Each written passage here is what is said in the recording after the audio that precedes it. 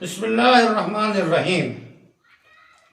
ابھی یہ سوال کیا گیا کہ ایک ویڈیو گردش میں ہے جس کا خلاصہ یہ ہے کہ ایک بزرگ کی پیش گوئی ہے کہ کسی زمانے میں ایسے لوگ ہوں گے جو خنزیر کے مشابہ گوشت کھائیں گے، اور بعض لوگوں نے سائنسدانوں کا حوالہ دیا کہ ایک سائنسداں اور پروفیسر نے یہ بات کہی کہ جو اجزاء خنزیر میں پائے جاتے ہیں وہی اجزاء فارمی مرغ میں پائے جاتے ہیں، اس لیے اس سے گریز کیا جائے۔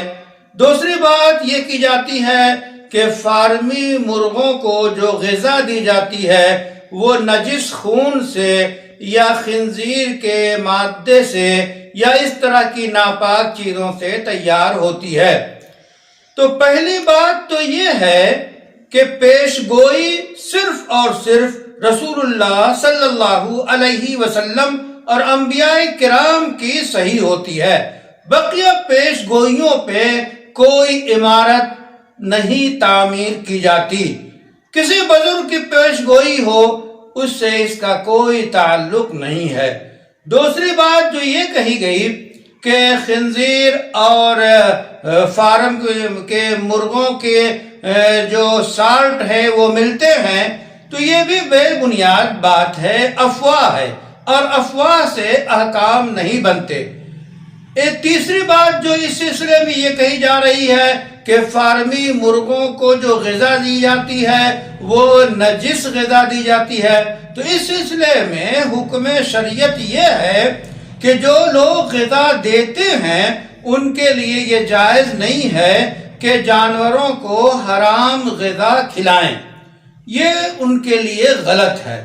اس کے باوجود اگر یہ مرغیاں حرام غذا کھا لیتی ہیں اور اس کے بعد اگر ان کے گوشت سے اتنی بدبو حرام چیزوں کی آتی ہے تو اس کا کھانا کراہت سے خالی نہیں، اس سے گریز کر سکتے ہیں۔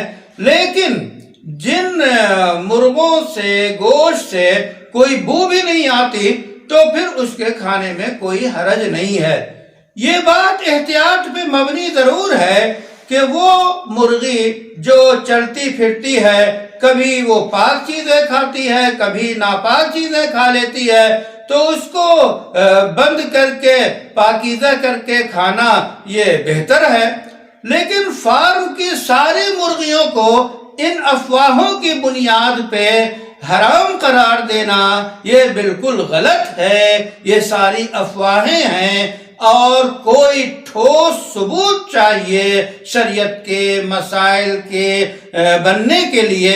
اس واسطے الحلال بین والحرام بین، حلال کھلا ہوا ہے، حرام واضح ہے، تو فارم کی مرغیاں یہ گوشت حلال ہے، اس کے کھانے میں کوئی حرج نہیں ہے، البتہ حرام غذا دینا جائز نہیں ہے۔ اور پھر جیسا کہ میں نے بتایا کہ اگر حرام غذا دی گئی اور اس کے گوشت سے اس حرام چیز کی بو آ رہی ہے تو اس کا کھانا مکروہ ہوگا، گریز کرے۔ اور اگر بو نہیں آ رہی ہے تو چونکہ اس شے کی ماہیت تبدیل ہو گئی فقہا کے اصطلاح میں، اس واسطے اسے کھانے میں کوئی حرج نہیں ہے۔ اور یہ جو باتیں میں نے بتائی ہیں یہ مشہور ہندوستان اور بیرون ملک کے دارالافتاء کا جتنے دارالافتاء ہیں ان کے فتاوی ہیں۔ ہندوستان میں دارالعلوم دیوبند کا فتویٰ موجود ہے، اسی طرح جو ہے پڑوس ملک کے بہت سے دارالافتاء بنوری ٹاؤن کا فتویٰ موجود ہے۔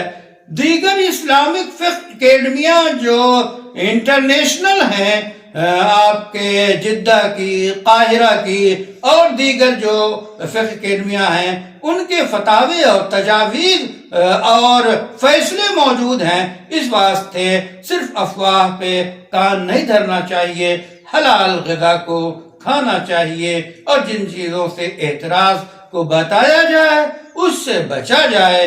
اللہ سے دعا ہے کہ خیر کی توفیق عطا فرمائے اور ہر شر سے حفاظت فرمائے۔